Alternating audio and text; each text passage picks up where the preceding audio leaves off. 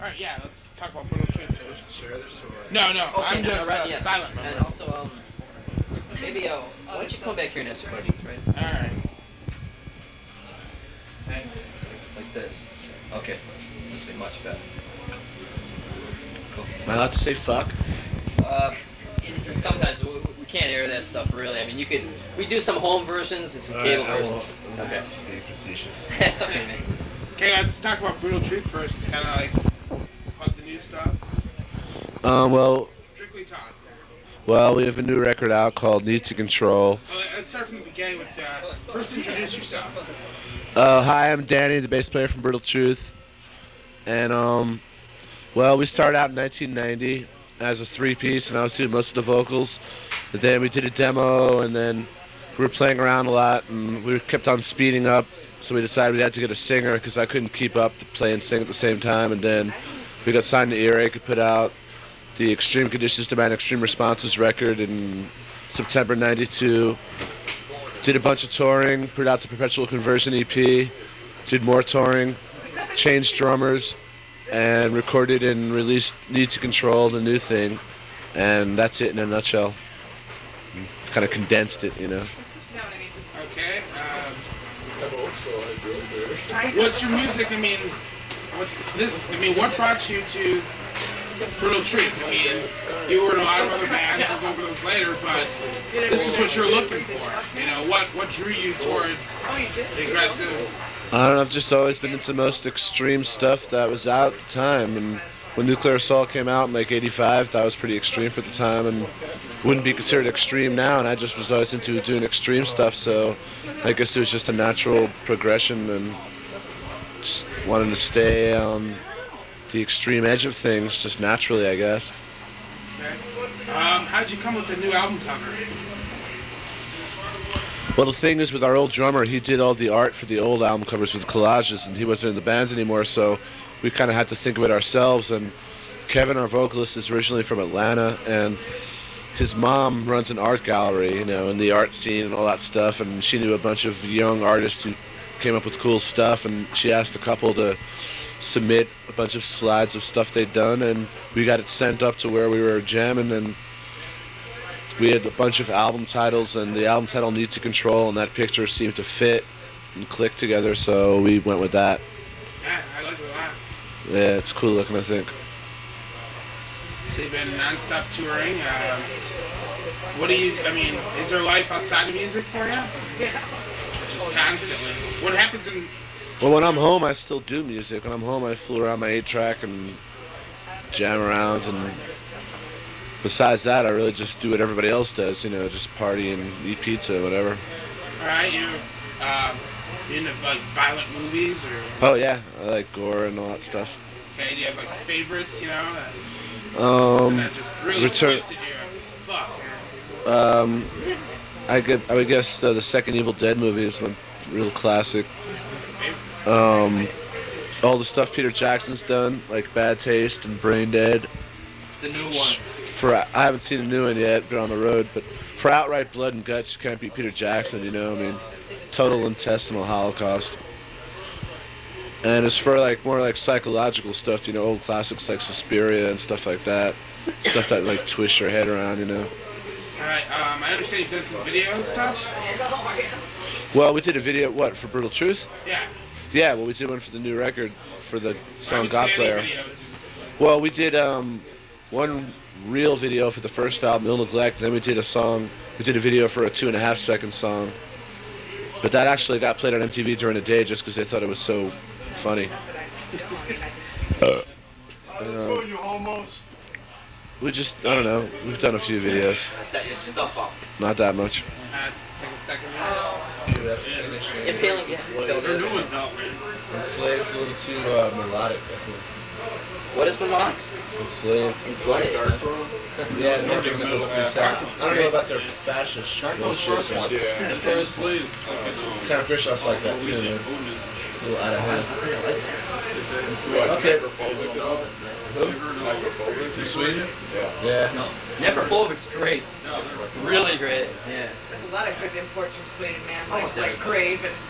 Yeah, actually, Grave is one of my least love it. favorites. You want to keep doing this? Yeah, I It's one of my do. least favorites. The guys are Oh nice. my but- god, I love Jeff, it. let's go back to this. Okay, we're set. Oh, it's shut. We're rolling. Open again. I do like, what's the other Morgoth? Morgoth, I like. Yeah, they're from Germany, aren't they? I don't know if they were German or Swedish. I like them. Yeah. German. Don't love them, but I like them. I do Morgoth? Or which one? So you know you're a vocalist. On the album, he used a harmonizer? Nope. It's his own voice, huh? Yeah. Really? Except on the first album, there was one song where we used obvious vocal effects. Oh, yeah. It sounded like a car crash. That one? Nice. No, it's one where it sounded like. Oh, okay. Oh, you do backing vocals? Yeah, but I don't do a lot when we record. He does most of it when we record. I just Where's he do from? that. He's got like some accent. He's from Atlanta. Oh, okay. He doesn't have no accent, right? He's Doesn't- He sounds like he does, like an Atlanta accent. He don't talk like that. No. Well, not like that, but I noticed something. He said a word. And, When he gets drunk, his accent. oh yeah. Okay, we can go ahead. Alright, when you're up on stage, what's the ultimate crowd for you? What do you like to look out and see? Tour everywhere. Everyone handing us joints. Okay, say when I'm up on stage, I like everyone having this joint. Oh, when I'm up on stage, I like everyone handing us joints. But realistically, just the people having a good time and, really enjoying it. I mean, if people stand there with their arms folded, it's a little harder to get into it. I mean, it doesn't mean that we're still going to get into it and give people the best show we have. But obviously, you feed off the audience going nuts. And, if people are really psyched and enthusiastic, then that's all the better, Like the all ages show we did tonight, people are into it, it fuels us, makes us play more intensely. But with all the bands you've been in, all the shows you've played, has anyone ever died at one of your shows? Somebody got stabbed a couple weeks ago in LA.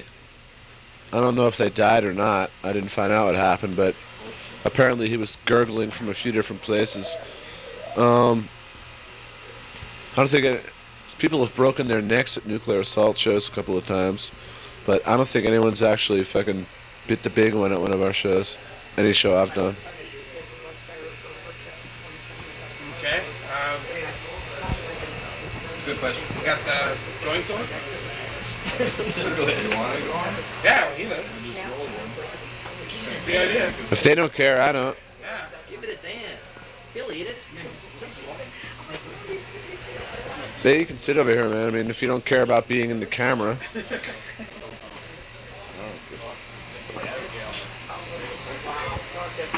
Cool. Let's do the background thing. I mean, Okay. because you're not, October Anthrax, 18th, whatever. 1964. And it started a lot back then. I mean, Well, basically, I was just a kid who, all the music I listened to, I always liked the shorter, faster stuff, even when I was listening to the Beatles. So, just started making music, and we had no idea that when we formed Anthrax, it was going to start any kind of movement or any kind of shit like that. It was just, oops, just doing what comes naturally, really, and whatever happened, happened. okay, so you cruised Anthrax. Next step. Well, with Nuclear Assault, I wanted to play faster, heavier stuff. And at the time, it was pretty extreme, doing stuff like Hang the Pope back then. It was pretty fast, so.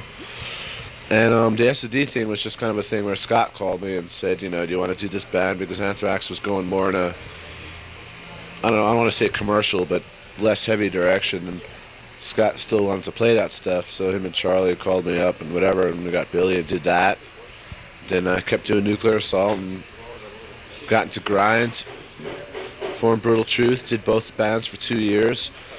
Got really busy and I had to make a commitment, so I left Nuclear and kept on Brutal Truth, and that's pretty much what's going on with it. Alright, what about all your side project stuff? I mean, playing with other bands. Well, the thing with Extra 13 was where I was just helping out friends of mine. We've known Extra 13 for years, and their bass player and their drummer, for whatever reasons, weren't in the bands anymore.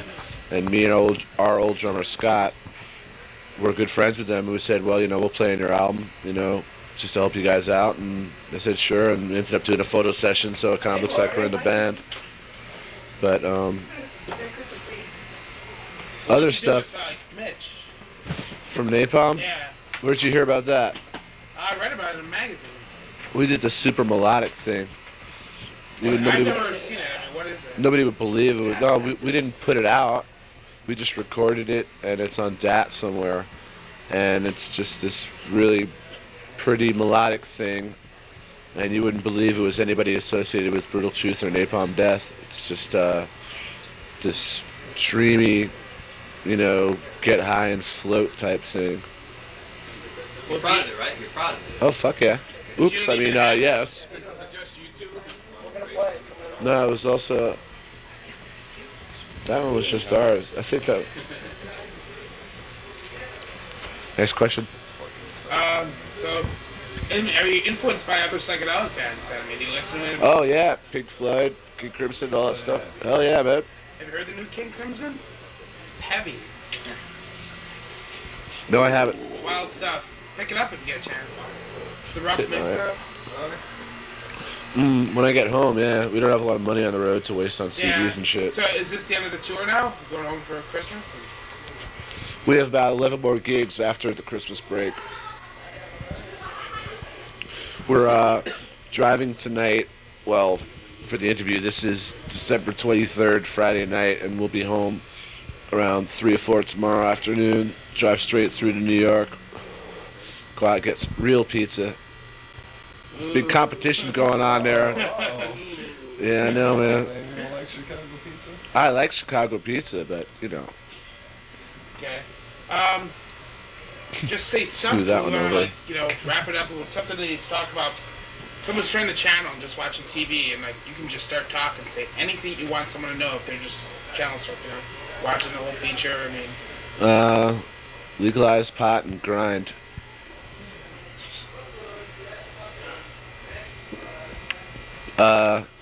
When you're driving down the highway and you see people on the other side stuck in traffic, never jeer at them because you never know what's coming up around the corner.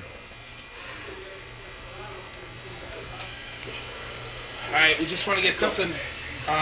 We say Mind Melt, the name of the show. True, man. That's karma. Mind melt? Right, it's the name of the show. So Okay. That's true. Wait. Hi, this is Dan Lilker from Brutal Truth, and you're watching Mind Melt, and I'm melting my mind as you watch. Mr. Death. Pass it over to Mr. Death over there. Come on. Alright. Oh, yeah, man. Corporate, huh? Oh, totally. Hey, can you use your singing voices? What are we going to sing? Well, not singing, but you more growl, We wish you a Merry Christmas. Okay, we can do Jingle Bells Low and High. Hey, sounds cool. Oh, it's on. Yeah, well, we're gonna... Go ahead, guys.